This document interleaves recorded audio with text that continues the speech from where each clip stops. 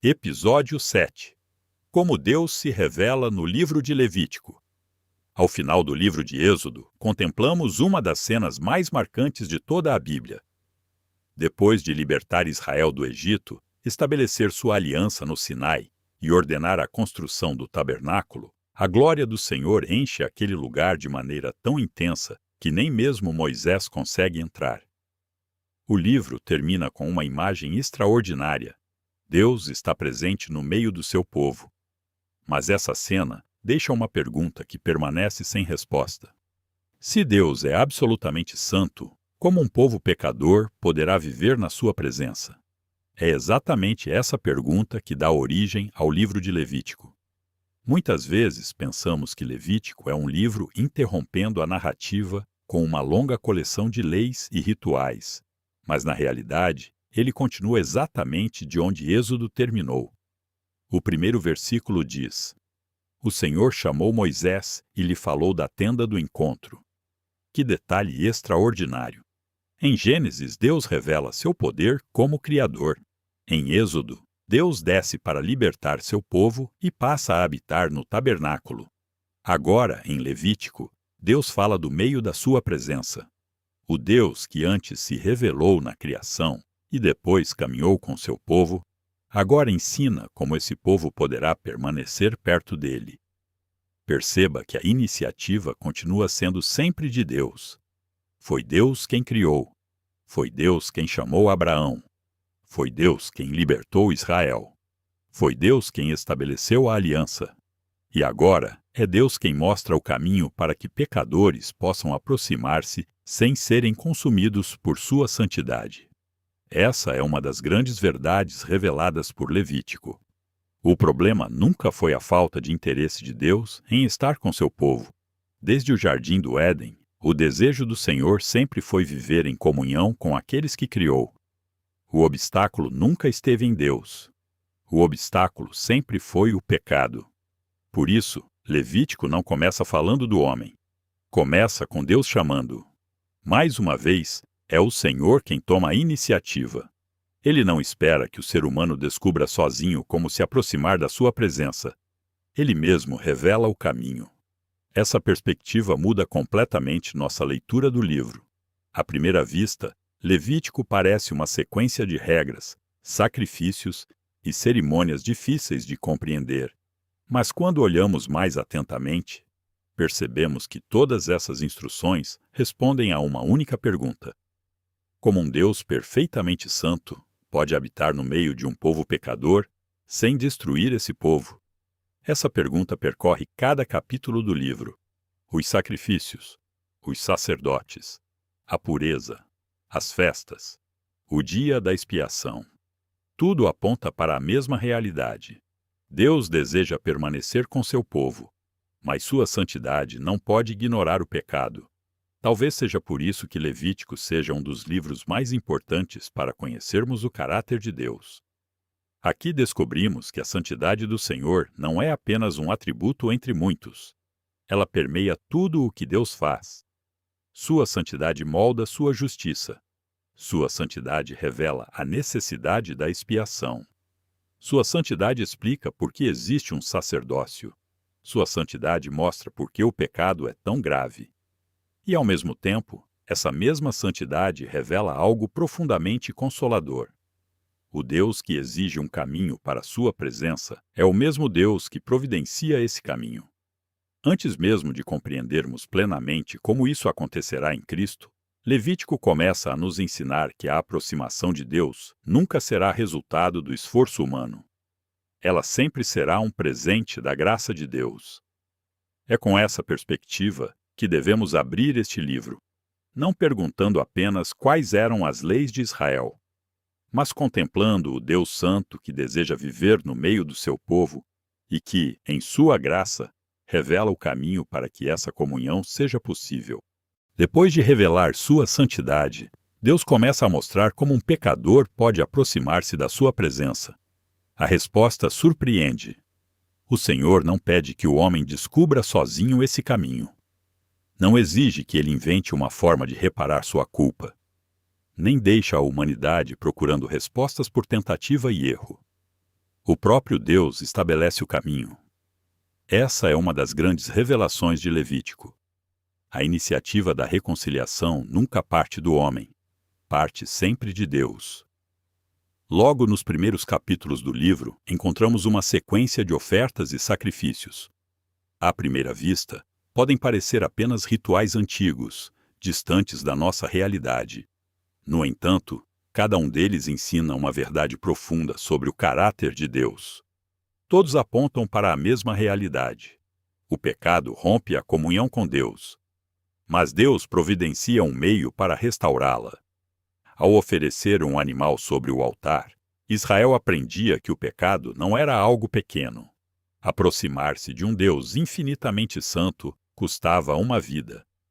O sangue derramado lembrava continuamente que o pecado produz morte e que a culpa exige expiação. Ao mesmo tempo, aqueles sacrifícios anunciavam uma verdade cheia de esperança. Deus aceitava um substituto. Em sua graça, permitia que outro morresse no lugar do pecador. Desde as primeiras páginas da Bíblia, essa ideia já havia começado a aparecer. Depois da queda, Deus vestiu Adão e Eva com peles de animais. Mais tarde, no Monte Moriá, quando Abraão preparava-se para oferecer Isaque, o Senhor providenciou um cordeiro para ocupar seu lugar. Agora, em Levítico, esse princípio torna-se parte da vida de Israel. Não porque o sangue de animais tivesse poder para remover definitivamente o pecado, mas porque Deus estava ensinando seu povo a esperar por algo maior. Cada sacrifício era uma lição. Cada altar apontava para uma promessa. Cada cordeiro alimentava a esperança de uma redenção perfeita. Por isso, Levítico não é apenas um manual de cerimônias religiosas. É uma escola onde Deus ensina seu povo sobre a gravidade do pecado, a necessidade da expiação e a profundidade da sua graça. Entre todas as celebrações do livro, uma ocupa lugar especial: o Dia da Expiação. Uma vez por ano, o sumo sacerdote entrava no Santo dos Santos, levando sangue para fazer expiação pelos pecados do povo.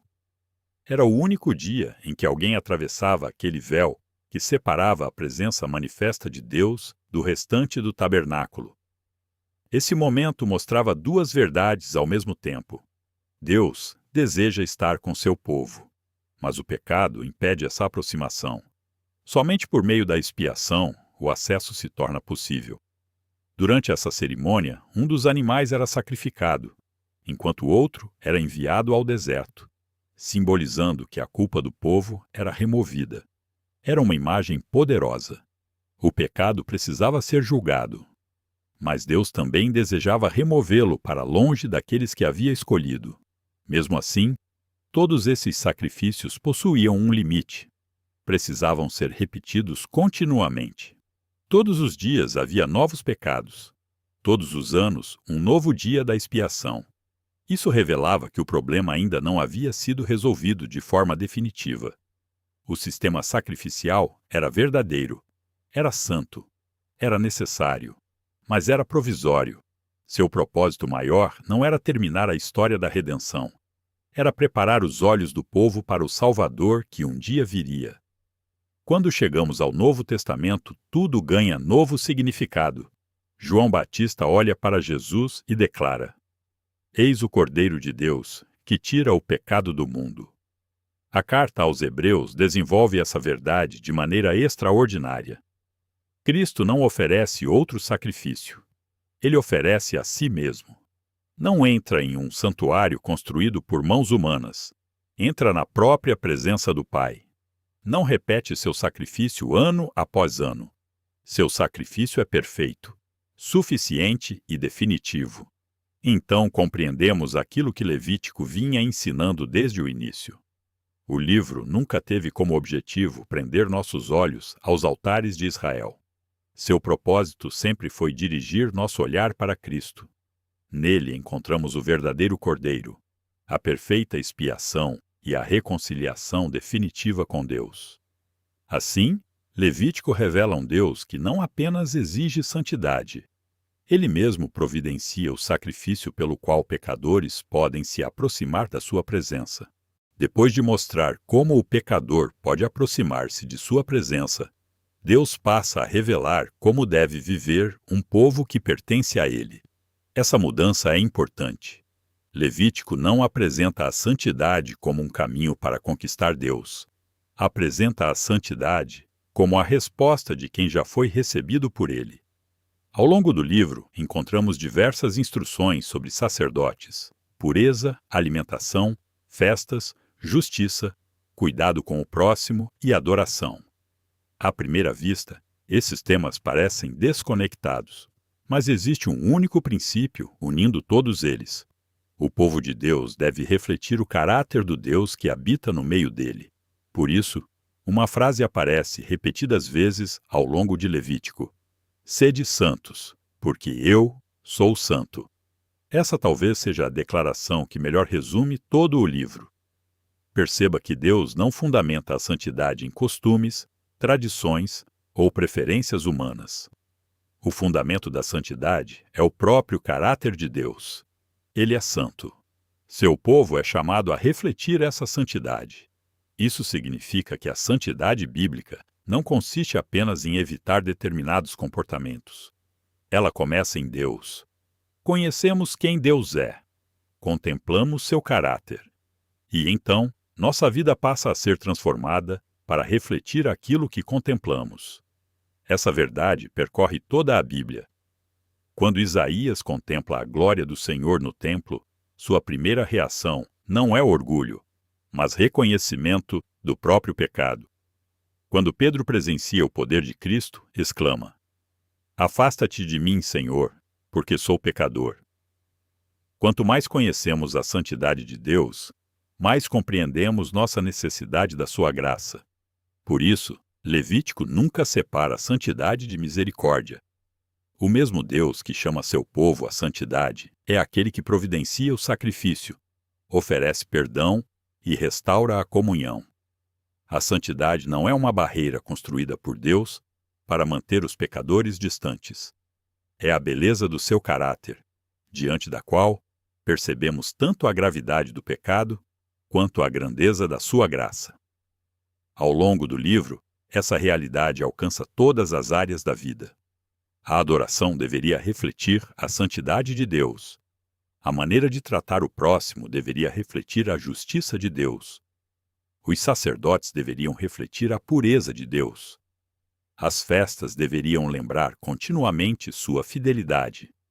Até o descanso da terra e o ano do jubileu revelavam um Deus que ama a justiça, a misericórdia e a restauração. Assim, Levítico nos ensina que Deus não deseja apenas mudar o destino do seu povo. Ele deseja transformar seu modo de viver. Não porque a obediência produza a salvação, mas porque a comunhão com um Deus santo transforma aqueles que vivem em sua presença. Essa verdade continua ecoando no Novo Testamento. O apóstolo Pedro cita diretamente Levítico quando escreve aos cristãos: Como é santo aquele que vos chamou, sede vós também santos em todo o vosso procedimento. A santidade continua sendo o chamado de Deus para seu povo. Mas agora compreendemos ainda melhor o fundamento desse chamado. Não buscamos a santidade para merecer o amor de Deus. Buscamos a santidade porque fomos alcançados por esse amor. Quanto mais conhecemos o Senhor, mais desejamos refletir seu caráter. Quanto mais contemplamos sua beleza, mais o pecado perde seu encanto. Quanto mais caminhamos em sua presença, mais nossa vida é moldada à sua imagem. Talvez essa seja uma das maiores contribuições de Levítico para toda a Bíblia. Ele nos mostra que a salvação não termina quando Deus perdoa nossos pecados. Ela continua enquanto Deus forma, dia após dia, um povo que reflita sua santidade diante do mundo. E essa obra de transformação alcançará sua plenitude em Cristo, aquele que não apenas revelou perfeitamente a santidade de Deus, mas também tornou possível que seu povo fosse santificado por sua graça. Ao terminarmos o livro de Levítico, talvez permaneça uma pergunta: se Deus providenciou sacrifícios, sacerdotes e um caminho de aproximação, por que tudo precisava ser repetido continuamente? Todos os dias havia novos sacrifícios. Todos os anos chegava um novo dia da expiação. Cada geração precisava oferecer novamente aquilo que a geração anterior já havia oferecido. Essa repetição revela uma verdade importante.